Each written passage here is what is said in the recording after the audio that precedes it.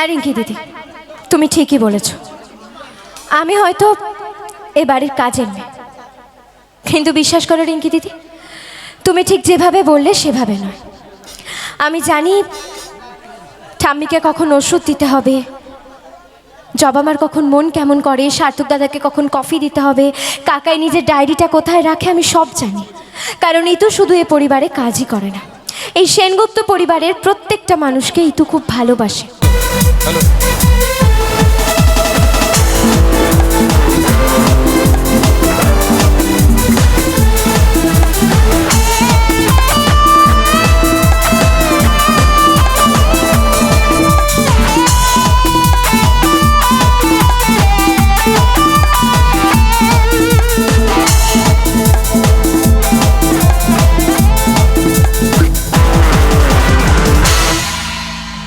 Hello, কেমন আছো সবাই? আচ্ছা, ছেলেদের গলা তো বেশ ভালোই পাচ্ছি, কিন্তু আমার দিদিদের বৌদিদের গলা একদম শোনা যাচ্ছে না। ঘুমিয়ে গেছে? এই যে দিদি বললেন যে দিদিরা বৌদিরা ইতুকে দেখার জন্য বসে আছে, তারপরেও তো তোমাদের গলাই পাওয়া যাচ্ছে না। কেমন আছো বলো? আর ইতুকে কি একদম টিভির মতো লাগছে না অন্যরকম? অন্যরকম লাগছে? টিভি দেখিস নি? পড়াশোনা করছিস তো? আচ্ছা, তো কি দেখিস, আইপিএল? আচ্ছা, ছেলেরা তো তাই দেখে, তার জন্যই আমি দিদিদের কাছে জিজ্ঞেস করছি যে টিভির আর সামনে কি ডিফারেন্স আছে বলো। শুধু শাড়ি শাড়ি পরে আসেনি বলে এইটুকুই তো? এমনি অরিজিনালি তো আমি না? কেন? আচ্ছা, সবাইকে জানাই শুভ নববর্ষের অনেক অনেক শুভেচ্ছা, ভালোবাসা। সবার নতুন বছর খুব ভালো কাটুক এই কামনা করি। তো কি হবে বলো, প্রথম কি দিয়ে শুরু করব? গান করব? গান করব?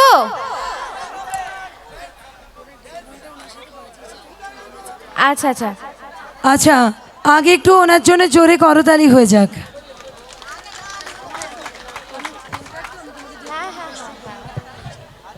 আচ্ছা, স্টার জলসায় কে আপন কে পর কে কে দেখেছো বলো?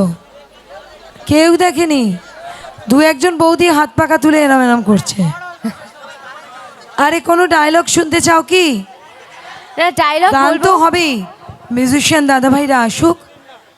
একটু যদি ডায়লগ, কোনো ডায়লগ ভালো লেগে থাকে বলো, সেই ডায়লগ শোনাবে নিশ্চয়ই। ডায়লগ তো নিশ্চয়ই বলবো, তবে ডায়লগ বলার আগে আমি তো দেখো, ডায়লগ বলে বাড়ি তো তাড়াতাড়ি চলে যেতেই পারি, কিন্তু আমি তো একটু গল্প করতে এসেছি না সবার সাথে। এই যে আমি যখনই যাই শো করতে, সবাই জিজ্ঞেস করে তোমার নাম কি, তুমি কোথায় থাকো, তোমার বিয়ে হয়ে গেছে কিনা, কত রকম প্রশ্ন করে। তো সেরকম কোনো প্রশ্ন যদি তোমাদের থাকে করতে পারো। বাবা, ও দেখো, সব কিছুর মধ্যে থার্ড কোয়েশ্চেনটাই শুনলো, তোমার বিয়ে হয়ে গেছে, বয়ফ্রেন্ডের নাম কি, এই সবই প্রশ্ন। একটা মানুষের নামও জানার দরকার নেই, শুধু বিয়ে হয়ে গেছে কিনা আর বয়ফ্রেন্ড নাম জানো কি বলো তো? ও, নাম জানে, বাহ, থ্যাংক ইউ, ভাল লাগলো শুনে। কি ওর নাম? রঞ্জিত মল্লিক? সত্যি? বাহ, আমার থেকেও অনেক অনেক সিনিয়র একজন বড় সুপারস্টার এখানে আছে, রঞ্জিত মল্লিক।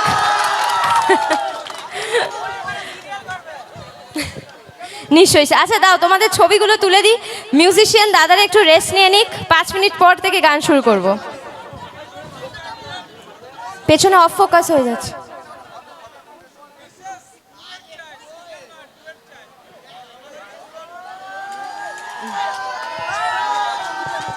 বাবা ধরো ধরো, ফটোশুট করতে বলছে, একটা নিচ থেকে একটু ওপর থেকে। হ্যাঁ নিশ্চয়ই। আচ্ছা বলছি, আচ্ছা তুমি তুলে নাও।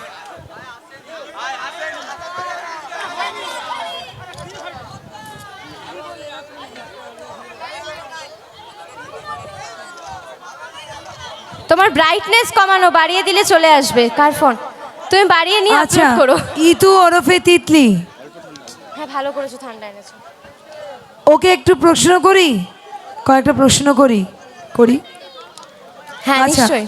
তোমার সিরিয়ালে আসাটা কিভাবে একটু বলো, মানে হঠাৎ করে তো হয় না এটা, আবার অনেকের যেটা শুনেছি যে হয়তো সিরিয়াল করবে ভাবেইনি, হঠাৎ হয়েওছে, এরকমও হয়। আমার একদমই সেটাই হয়েছে। আমি অনেকেই ভাবে যে যারা আমাকে কে আপন কে পরে দেখেছে, যে কে আপন কে পর আমার প্রথম কাজ বা ইতু হিসেবে আমাকে প্রথম দেখেছে, কিন্তু একদমই সেটা নয়। আমি প্রথম ডান্স বাংলা ডান্স বলে একটা রিয়েলিটি শো হয় জি বাংলায়, আমি 2008 সালে সেখানে প্রথম অ্যাঙ্কারিং করি। তখন আমি অনেক ছোট ছিলাম, 5 বছর বয়স ছিল। তো তারপর সেখান থেকে বিভিন্ন সিরিয়ালে শিশু শিল্পী হিসেবে কাজ করি, এবং সেখানে অ্যাঙ্কারিংটাও যে আমি করতে গেছিলাম সেটা নয়, আমি এমনি অডিয়েন্সের শোটা দেখতে গেছিলাম। তো খুব লাকিলি মিঠুন চক্রবর্তী আর মানে এমজি মহাগুরুর আমাকে খুব পছন্দ হয়, এবার উনি ডিসিশন নেয় যে আমি অ্যাঙ্কারিং করব ওই সিজনটা। তো সেভাবেই আসা। এরা তো ছবি তুলবে বলে পাগল হয়ে গেছে। নাচবি না তো? তাহলে নাচের গান করবো না, এত ছবি ছবি করলে।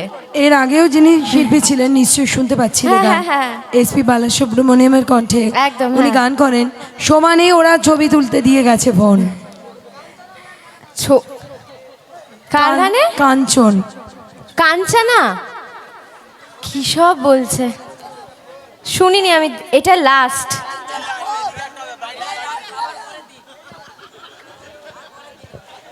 আচ্ছা, বৌদিদের জন্য একটা ডায়লগ হবে নাকি? আরে তোমরা একদমই কথা বলছো না, একটু মেয়েরা তো কথা বলো। এখানে মনে হচ্ছে সবাই জি বাংলার লোকজন, তাই তো? স্টার জলসা কেউ দেখো না? আর না, অনেক হয়ে গেছে। আচ্ছা, এটা স্টার জলসা জি বাংলা বলে কথা না, আমি এটা সব জায়গাতেই দেখেছি যে বৌদিরা দিদিরা খুব এনজয় করে শো, কিন্তু খুব একটা কথা বলে না, মানে ওনারা চুপচাপ আরে বসে, দুপাশের ভাইরা এত কথা বলছে, ওরা হ্যাঁ। একদম দেখে ভয়ে জড়সড়। ওনারা চুপচাপ বসে রিল্যাক্স করে শুধু এনজয় করে, যে তুমি গান গাও, কথা বলো, আমরা শুধু শুনতে এসছি, শুনবো। আচ্ছা, আমরা একটুখানি কয়েকটা জিজ্ঞেস করি। তোমাদের প্রিয় ইতুকে, তুমি যে সিরিয়ালগুলোতে কাজ করেছো তার মধ্যে তোমার সব থেকে ভালো লাগার চরিত্র কোনটা? এই যে তুমি যে নামটা ধরে বললে সেটাই। ইতুই? হ্যাঁ, মানে এই চরিত্রটাই তোমার জনপ্রিয় বেশি? হ্যাঁ। আরেকটা জনপ্রিয় ছিল, সেটা হচ্ছে তখন আমি অনেকটা ছোট ছিলাম, আচ্ছা। আমার মুখটা রেকগনাইজ করা একটু সমস্যাজনক। তো এটা প্রায় আমি বলছি 2013-র কথা। তখন আমি জি বাংলায় সতী বলে একটা সিরিয়ালে ভাগীরথী বলে একটা ক্যারেক্টার করতাম, যেটা ভিলেনের ক্যারেক্টার ছিল। তো তখন এখন আমি প্রোগ্রাম করতে এলে সবাই আমাকে খুব ভালোবাসা দেয়, কিন্তু তখন খুব গালাগালি দিত, কারণ আমি শয়তানি করতাম সিরিয়ালে। তো সেই চরিত্রটাও আমার খুব খুব প্রিয় ছিল, কারণ একজন অভিনেত্রী হিসাবে ভিলেনের চরিত্র খুব ইম্পর্ট্যান্ট হয় করাটা। তো সেটাও আমার খুব প্রিয়, কিন্তু ইতু তো সব থেকেই প্রিয়।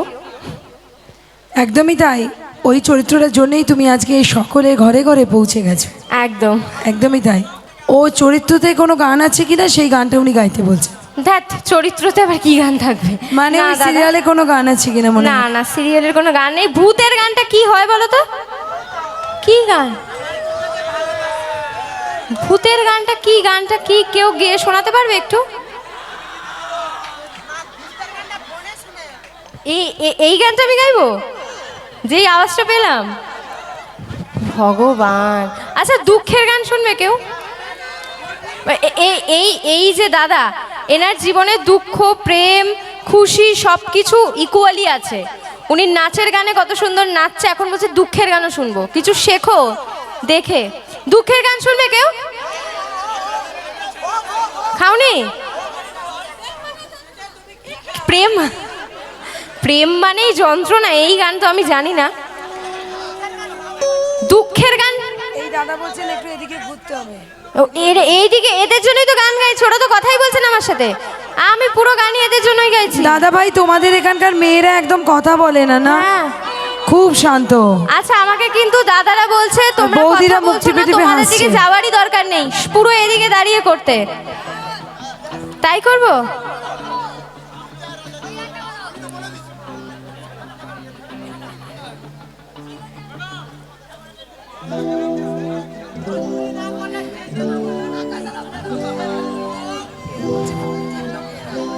আচ্ছা আচ্ছা আচ্ছা আচ্ছা, তো তোমরা কারা? আচ্ছা, ঠিক আছে। তো নাচের গান হবে না দুঃখের গান হবে, কি হবে বলো তো? দুঃখের গান একটা গাইবো? দেখো, প্রেমে ছেঁকা খেয়েছো কি খাওনি সেটা পরের কথা, একদিন না একদিন তো খেতেই হবে। এখন মনে হচ্ছে খাবে না, ঠিক খাবে। এই দেখো, দেখেছো?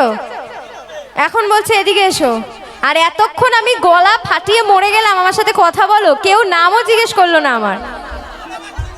আচ্ছা গাইবো, তার আগে এই যে আমাকে যে ডাকলে, না না ওইদিকে এত যেতে হবে না, এদিকে আসো। তাহলে এবার আমার সাথে কথা বলো। হ্যাঁ, নাম কি? তুমি জানো তো আমার নাম, তোমার বার্থডেও জানো। আমার নাম হচ্ছে তিতলি। তিতলি মানে প্রজাপতি। তিতলি আইচ। হ্যাঁ, আইচ আইচ, তিতলি আইচ। আর আর কি প্রশ্ন?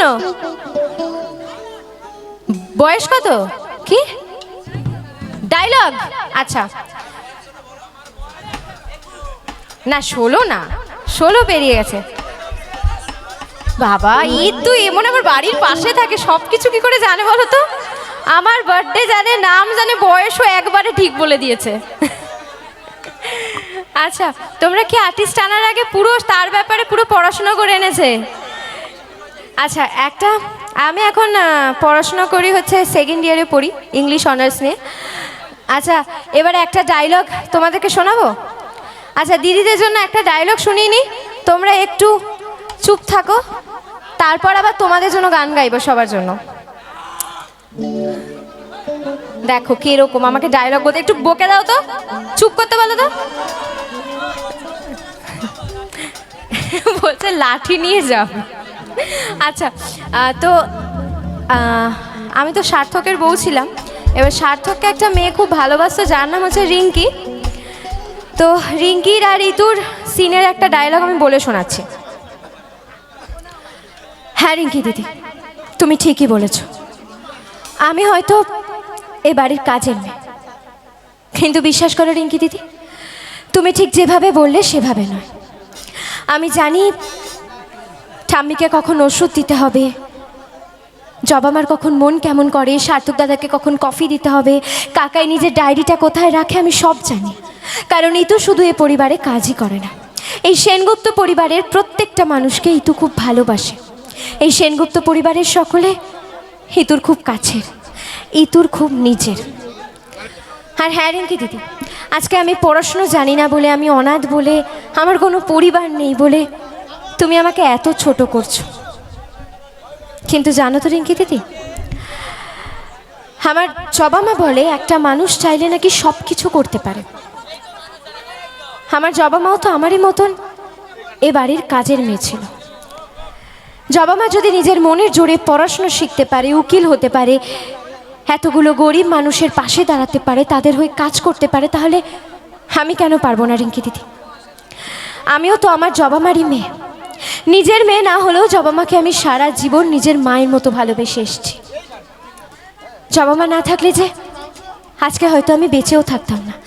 এ পরিবারের বিরুদ্ধে গিয়ে, সমাজের বিরুদ্ধে গিয়ে জবামা আমাকে নিজের ছেলের বউ বানিয়েছে, যেখানে কিনা সার্থক দাদার বউ হওয়া তো দূরে থাক, সার্থক দাদার পাশে দাঁড়ানোর অবধি কোনো যোগ্যতা আমার ছিল না।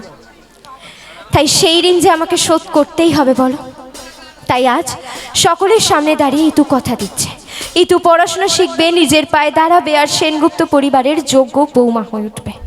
সার্থক সেনগুপ্তর যোগ্য বউ হয়ে উঠবে ইতু। কথা দিল ইতু, কথা দিল। Thank you.